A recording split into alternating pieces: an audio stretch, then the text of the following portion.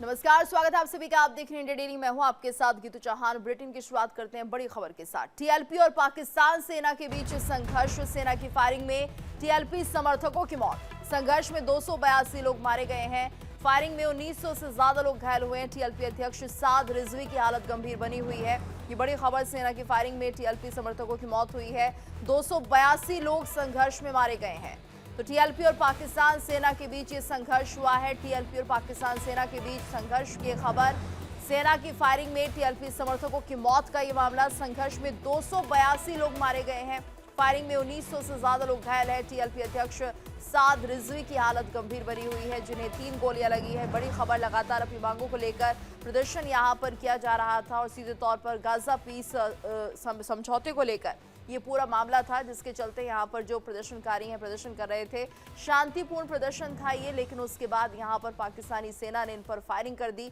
तकरीबन 282 लोग मारे गए हैं। 1900 से ज्यादा लोग घायल बताए जा रहे हैं। तो सेना की फायरिंग में टीएलपी समर्थकों पर यहाँ पर फायरिंग की गई, जिसमें 282 लोग मारे गए हैं। फायरिंग में 1900 से ज्यादा लोग घायल हैं। तो टीएलपी अध्यक्ष साद रिजवी की हालत गंभीर बनी हुई है। टीएलपी और पाकिस्तानी सेना के बीच ये संघर्ष हुआ है। तस्वीरें भी लगातार सामने आ रही, किस कदर यहाँ पर प्रदर्शनकारियों पर फायरिंग की गई और यहाँ पर प्रदर्शनकारी भी जिस तरह से उग्र होते हुए दिखाई दे रहे थे। और कुल मिलाकर एक तरह से जो प्रोटेस्ट था गाजा शांति समझौते को लेकर किया जा रहा था। हालांकि यहाँ पर पाकिस्तानी सेना ने अपनी दमनकारी नीति अपनाते हुए इन लोगों पर फायरिंग की। 1900 से ज्यादा लोग इसमें घायल हो गए हैं। 282 लोग मारे गए हैं। ये आंकड़ा और बढ़ भी सकता है, क्योंकि काफी लोग घायल बताए जा रहे हैं। गंभीर रूप से लोग घायल हुए हैं। तो टीएलपी अध्यक्ष साद रिजवी को 3 गोली मारी गई है। उनकी हालत गंभीर बनी हुई है। तस्वीरें सामने आ रही है ये, और जिसमें देखा जा सकता है किस तरह से पाकिस्तानी सेना अपने ही लोगों पर फायरिंग करते हुए नजर आ रही है। जो लोग यहाँ पर प्रदर्शन में जुटे हुए थे उन्हें तितर-बितर करने के लिए उन पर फायरिंग की गई। 282 लोग इसमें मारे गए हैं। 1900 से ज्यादा लोग इसमें घायल हैं। कुछ की हालत बेहद गंभीर बनी हुई है। मौत का यह आंकड़ा बढ़ भी सकता है। वहीं टीएलपी के अध्यक्ष साद रिजवी की हालत गंभीर है, क्योंकि 3 गोलियां उन्हें भी मारी गई है। तो टीएलपी और पाकिस्तान सेना के बीच ये संघर्ष हुआ है, जिसमें 282 लोगों की जान चली गई है। 1900 से ज्यादा लोग इसमें घायल बताए जा रहे हैं। पाकिस्तानी सेना ने प्रदर्शनकारियों को तितर-बितर करने के लिए उन पर फायरिंग की है।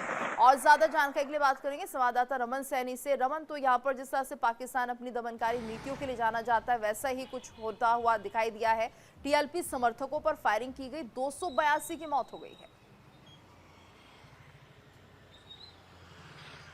जी हाँ, बिल्कुल। देखिए, लगातार अगर जो खबरें पाकिस्तान के मुरीद के जो पंजाब प्रांत का इलाका पड़ता है वहाँ से आ रही हैं, बीती रात से ही प्रदर्शनकारियों के ऊपर सीधी फायरिंग जो है वो पाकिस्तानी रेंजर और पाकिस्तानी सेना की तरफ से की जा रही है और लगातार मौत का आंकड़ा जो है वो बढ़ता जा रहा है। सुबह अगर हम देखें तो करीबन 2 दर्जन से ज़्यादा लोगों की मौत की खबर जो है वो आई थी और अब वो धीरे धीरे कर बढ़ता हुआ नजर आ रहा है। हालांकि अभी तक आधिकारिक आंकड़ा कितना है इसके बारे में कोई पुष्ट जानकारी जो है वो निकल कर सामने नहीं आ रही है। सोशल मीडिया पर जो प्रदर्शनकारी हैं उनके जो बयान आ रहे हैं उसमें लगातार जो है वो आंकड़ों का जिक्र किया जा रहा है। कोई 150 बता रहा है, कोई 180 बता रहा है, कोई 250 बता रहा है और कोई 282 के आसपास में बता रहा है। तो आंकड़ा जो है वो बहुत ज़्यादा है और एक तरह से हम कह सकते हैं कि पंजाब प्रांत में इस बार पाकिस्तान ने अपने ही लोगों पर जेनोसाइड किया है और लगातार ये जो मैसेकर इसे हम कह सकते हैं कि जितनी बड़ी संख्या में प्रदर्शनकारियों की मौत हुई है।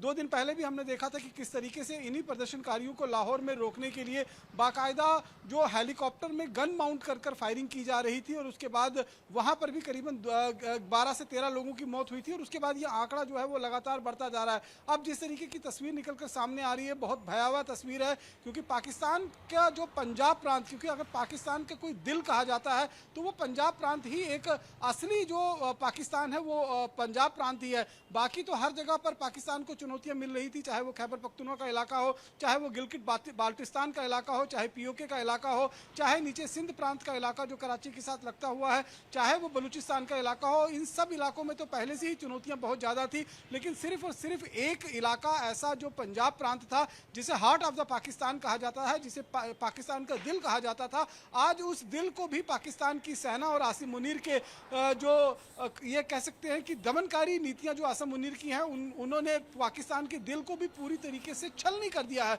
और लगातार अगर आप देखेंगे तो ये मौत का आंकड़ा बढ़ता हुआ नजर आ रहा है। आंकड़ा यहाँ से और भी ज्यादा बढ़ सकता है। तस्वीरें अगर आप देखेंगे तो दिल को पिघला देने वाली तस्वीरें जो है वो सामने निकल कर आ रही हैं। रात के अंधेरे में ये फायरिंग जो है वो पाकिस्तानी रेंजर्स और पाकिस्तानी सेना के जवानों ने की है, और मकसद सिर्फ ये था कि कहीं ना कहीं अमेरिका को खुश करना था, क्योंकि जिस तरीके से इजराइल के मुद्दे पर आसिम मुनीर, इजराइल और गाजा का जो संधि हुआ था उस पर आसिम मुनीर और शहबाज शरीफ ने अमेरिका में जाकर अपने घुटने जो है वो डोनाल्ड ट्रंप के सामने टेक दिए थे और उनकी हामी में हामी जो है, उनके हाँ में हामी मिलाना शुरू कर दिया था। इसी चीज को कहीं ना कहीं जो पाकिस्तान के लोग हैं वो पचा नहीं पा रहे थे, और वो यूएस के एम्बेसी में इस्लामाबाद जाकर, लाहौर से इस्लामाबाद जाकर यूएस एम्बेसी जो है उसका घेराव जो है वो करना चाहते थे, अपना ज्ञापन सौंपना चाहते थे। लेकिन पाकिस्तान नहीं चाहता था कि जिस यूएस के सामने इस समय उनकी सरकार, उनकी सेना ने घुटने टेक दिए हैं, वहां से कोई विद्रोह जो है वो यूएस के खिलाफ जो है वो सामने निकल कर आए। इसीलिए इस प्रदर्शन को रोकने की कोशिश जो है वो एक कह सकते हैं कि नाकाम कोशिश जो है वो पाकिस्तान की सरकार और पाकिस्तान की सेना की तरफ से की गई थी। और अब इसमें मौत का आंकड़ा जिस तरीके से बढ़ता हुआ नजर आ रहा है, अपने आप में एक जेनोसाइड, अपने आप में एक मैसेकर जो है कहा जाए तो वो गलत नहीं होगा। जी गीतू, बिल्कुल। रमन, ये भी बताइए, क्योंकि जिस तरह से हम देख रहे हैं इस तरह से ये जो प्रदर्शन है दबा दिया गया है, यहाँ पर फायरिंग की गई है, लेकिन क्या पाकिस्तान के लोग इस बात को नहीं देख रहे हैं कि कैसे उनकी आवाजों को दबाया जाता है? तो क्या इस तरह के प्रदर्शन और हो सकते हैं, ऐसी उम्मीदें लग रही हैं?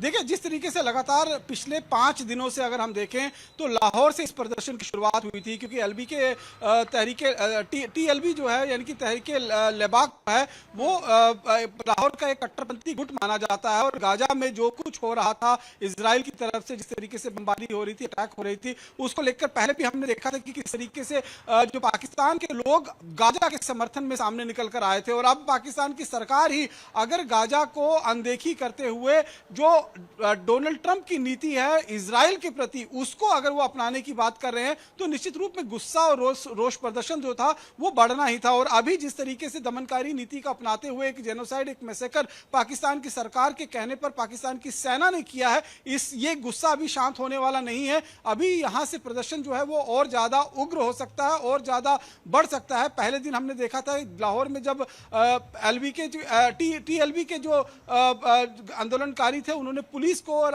पाकिस्तानी रेंजर्स को जो है वो खदेड़ दिया था। अभी आप ये देखिए, यहां जो नीति अपनाई जा रही है तो पाकिस्तानी सेना के प्रति भी कहीं ना कहीं लोगों का गुस्सा और नफरत जो है वो बढ़ती जा रही है, और ये कहीं ना कहीं आगे आने वाले दिनों में पाकिस्तानी सेना के लिए बहुत भारी पड़ सकती है। क्योंकि वहां पर इस बार, हर बार तो हम देख रहे थे कि सरकार जो सेना होती है वो तख्ता पलट करती है, लेकिन इस बार माहौल कुछ ऐसा बनता हुआ नजर आ रहा है कि कहीं जनता ही सेना के जो प्रमुख है या फिर सरकार जो अमेरिका के सामने अपने घुटने टेक चुकी है उसका तख्ता पलट ना कर दे। तो हालात जो इस तरीके से बिगड़ते हुए नजर आ रहे हैं वो काफी चिंताजनक हैं, और भारत की भी नजरें जो हैं इन हालात पर बनी हुई है, क्योंकि जब जब इस तरीके के गृह युद्ध के हालात पाकिस्तान के अंदर बनते हैं तो वहां से ध्यान भटकाने के लिए पाकिस्तान हमेशा से जो लाइन ऑफ कंट्रोल का फ्रंट है या इंटरनेशनल बॉर्डर का जम्मू कश्मीर के साथ लगता हुआ जो इलाका है उसमें गोलाबारी शुरू कर देता है, और ये दिखाने की कोशिश करता है कि देखिए हम एक 35 सालों से लंबी लड़ाई कश्मीर के नाम पर जो है वो लड़ रहे हैं, और कश्मीर के नाम पर लोगों को कहीं ना कहीं गुमराह करने की कोशिश जो है वो पाकिस्तान की तरफ से की जा रही है। इसीलिए हम लगातार देख रहे हैं कि भारतीय सेना की निगाहें जो हैं वो चाहे लाहौर का इलाका हो, सियालकोट का इलाका हो, मुरीदके का इलाका हो, या फिर पाकिस्तान ऑक्युपाइड जम्मू कश्मीर के साथ लगती हुई लाइन ऑफ कंट्रोल का इलाका हो, यहाँ पर निगरानी बहुत ज़्यादा बढ़ा दी गई है। हर तरफ से जो है वो निगरानी बढ़ती जा रही है, ताकि अगर पाकिस्तान से कोई दुस्साहस होता है तो उसका माकूल जवाब जो है वो दिया जाए। पाकिस्तान इस समय एक नहीं करीबन हम कह सकते हैं कि 6 से 7 फ्रंट पे पूरी तरीके से घिरा हुआ है। पहले तो सिर्फ जो बलूचिस्तान और खैबर पख्तूनख्वा का इलाका है वहां बीएलए और टीटीपी का जो है वो संघर्ष हो रहा था। उसके बाद गिलगित बाल्टिस्तान में, पीओके में, सिंध प्रांत में, अफगानिस्तान में जिस तरीके से दुरंद लाइन जो अफगानिस्तान के साथ बॉर्डर लगती है वहां पर मोर्चा खोल दिया, पीओके में किस तरीके का विरोध प्रदर्शन हुआ वो पिछले दिनों हमने देखा। तो ये सारी चीजें जो है, और अब पंजाब प्रांत जो हार्ट ऑफ द पाकिस्तान माना जाता है उसमें जिस तरीके से लगातार जेनोसाइड हो रहा है, मैसेकर हो रहा है, पाकिस्तानी आर्मी और पाकिस्तानी